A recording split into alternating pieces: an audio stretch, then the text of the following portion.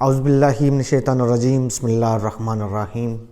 معزز ہاتھین حضرات، جی کے ویلی میں آپ کو خوش آمدید کہتا ہوں۔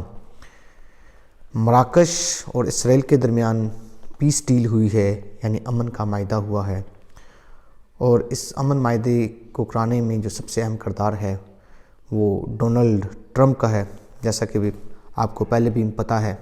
باقی جو عرب کنٹریز کے ساتھ جتنی بھی پیس ڈیلز ہوئی ہیں اس میں ڈونلڈ ٹرمپ کا خصوصی طور کے اوپر کردار رہا ہے۔ مراکش اور اسرائیل کے درمیان یہ پیس ڈیل کن شرائط کے اوپر ہوئی ہے اور اندر کی کہانی کیا ہے، یہ بتانے سے پہلے میں آپ کو مراکش کے بارے میں کچھ بتاؤں گا، کیونکہ بہت سارے لوگوں کو مراکش کے بارے میں پتہ نہیں ہے۔ مراکش بر اعظم افریقہ کا ایک مسلم عرب ملک ہے، اور اس کا جو کیپیٹل یعنی دارالحکومت ہے وہ رباط ہے۔ اس کے علاوہ باقی عرب کنٹریز کی طرح یہاں پر بھی بادشاہت قائم ہے، اور یہاں کے جو بادشاہ کا نام ہے وہ کنگ محمد فور ہے۔ اب میں بات کروں گا مراکش اور اسرائیل کے درمیان میں جو امن معاہدہ ہوا ہے۔ دیکھیے جی، جو مراکش ہے عرب لیگ کا ایک بہت اہم رکن ہے۔ اگست سے لے کر اب تک 4 عرب ممالک نے اسرائیل کو تسلیم کیا ہے، اور اس میں اب مراکش کا بھی نام آ گیا ہے۔ جیسا کہ آپ کو معلوم ہے، جو اسرائیل ہے وہ یورپ اور امریکہ کا ناجائز بچہ ہے، جس کی ماں یورپ اور باپ امریکہ ہے۔ مراکش میں ویسٹرن صحارا کا کچھ علاقہ شامل ہے، اور یہاں علیحدگی پسند کی تحریک چل رہی ہے، اور اس کو جو سپورٹ ہے وہ نائجیریا کر رہا ہے۔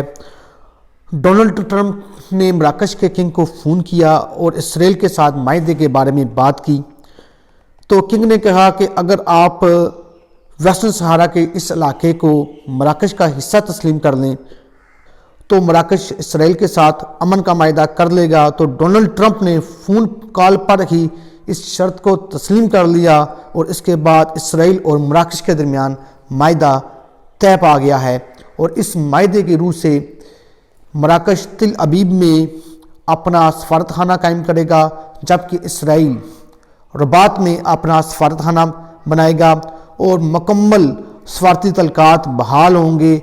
اور اس کے علاوہ دونوں ملکوں کے شہری ایک دوسرے کے ملک میں آ جا سکیں گے، اور آزادانہ تجارت بھی ہوگی۔ جو عرب ملک ہیں انہوں نے اسرائیلی جو قبضہ ہے فلسطین کے اوپر اس کو تسلیم کر لیا ہے۔ اصل میں بات یہ ہے کہ عرب ملکوں نے اسرائیل کے فلسطین کے اوپر قبضے کو تسلیم کر لیا ہے، اور وہاں کے جو فلسطینیوں کا خون کیا گیا ہے اور ہر روز فلسطینی شہید کیے جا رہے ہیں اس کو بھی تسلیم کر لیا ہے کہ جو اسرائیل کر رہا ہے وہ بالکل ٹھیک کر رہا ہے۔ جبکہ جو دوسری طرف ہم دیکھیں، جو اسرائیل ہے وہ مسلسل اپنی آبادی کو بڑھا رہا ہے، اور جو فلسطین کا جو مغربی کنارہ ہے اس کے اوپر آبادیاں بسا رہا ہے، وہاں پر بالکل وہ کسی قسم کی لچک نہیں دکھا رہا۔ آپ کو پتہ ہے کچھ دنوں پہلے ایک 15 سالہ فلسطینی بچے کو جو مغربی جو کنارہ ہے رملہ کا ایک چھوٹا سا گاؤں ہے اس میں وہاں پر اس کو شہید کیا گیا، اور وہاں کے یہودیوں نے مسلمانوں کو پوری طرح مار پیٹ کر وہاں سے نکالا، اور اسرائیل مکمل جو ایکوپیشن کی جو پالیسی کے عمل کے اوپر عمل پیرا رہا ہے۔ تو ایسے میں جو عرب جو حکمران جو پیس ڈیل کر رہے ہیں میرے حال میں بالکل یہ بے سود ہیں، بے فائدہ ہیں۔ ایک وقت ایسا آئے گا کہ ان کی عوام ہی ان کے خلاف کھڑی ہو جائے گی۔ جب عرب ملکوں کے لوگ فلسطین میں جائیں گے وہاں پر دیکھیں گے کہ مسلمانوں کی کیا صورتحال ہے، تو مزید وہ اسرائیل کے خلاف جو ان کے جو جذبات ہیں وہ بڑھیں گے، اور ہو سکتا ہے کہ عرب میں ایک بہت بڑی بغاوت ہو جائے اور یہ بادشاہت وغیرہ ساری حکومتیں جاتی رہیں۔ معزز خواتین و حضرات، اگر آپ کو ویڈیو اچھی لگی ہو تو میرے چینل کو سبسکرائب کرنا اور اس ویڈیو کو آگے شیئر کرنا مت بھولیں۔ وما الا البلاغ المبین۔